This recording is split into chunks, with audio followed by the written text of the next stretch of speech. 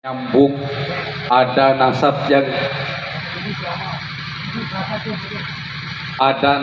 yang nyambung, ada nasab yang tidak nyambung. Beberapa para kiai dan ulama menyampaikan argumentasinya sesuai dengan hujahnya masing-masing.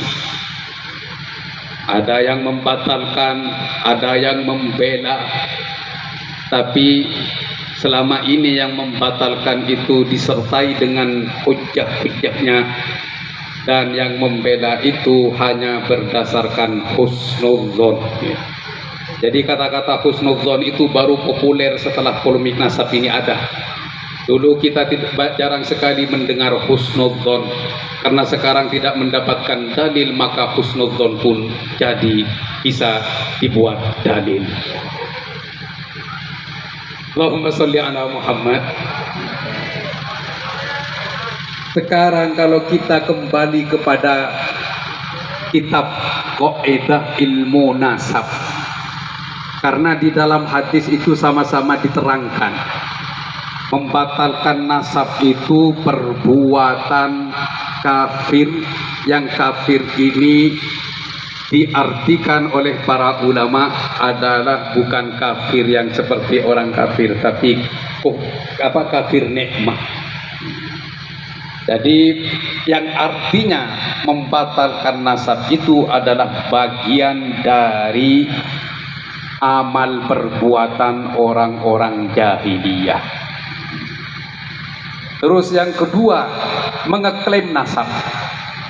Manidda'a ila ghairi abihi wa huwa ya'lamu fal jannatu alaihi haram. Mengaku-ngaku nasab itu ancamannya berat. Kalau dia tahu bahwa nasab yang sudah diklaim itu adalah palsu, tidak nyambung, tapi ngotot dan ngijel, ingin menyambungkan kakeknya kepada sosok yang mulia, apalagi baginda Nabi besar Muhammad sallallahu alaihi wasallam. Tidak punya data, tidak punya hujjah, tidak punya keterangan, tidak punya dalil. Datanya terputus selama 550 tahun, tapi ngijel ingin menyambungkan kakek moyangnya kepada baginda Nabi besar Muhammad sallallahu alaihi wasallam.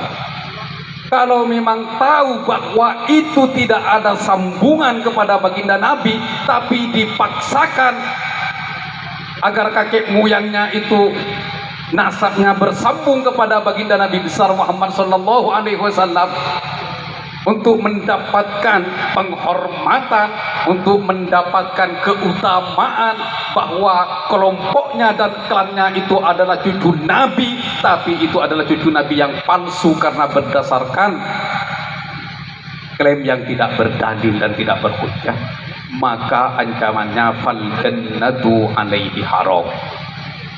Nah sekarang kalau kita kembali kepada Qaidah Ilmu Nasab, kan bingung.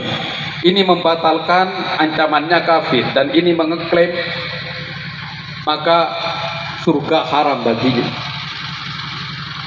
Terus kita harus kembali kepada kitab Qaidah Ilmu Nasab, At-Taqnul Mufassar Muqaddamun alal Itsbat al-Mujmal. Jadi pembatalan yang dirinci, yang dijelaskan dengan hujah-hujahnya, dengan dalil-dalilnya, maka menurut para pakar nasab, maka menurut para ulama nasab itu lebih diutamakan, lebih didahulukan daripada isbat yang tidak terperinci, isbat yang hanya berdasarkan husnudzon, isbat yang hanya berdasarkan percaya saja. Nah, biar kita mempunyai pegangan bagaimana kita menghadapi polemik nasab ini dengan secara ilmiah. Baik, ini yang jarang sekali disampaikan oleh para kiai tentang ilmu nasab. Kenapa dari dulu ilmu nasab kok tidak dipelajari di pesantren-pesantren pada umumnya? Kenapa dulu kalau kita mau belajar nasab itu tidak boleh? Kenapa Kalau kita dulu mencari nasab bahkan dianggap gila,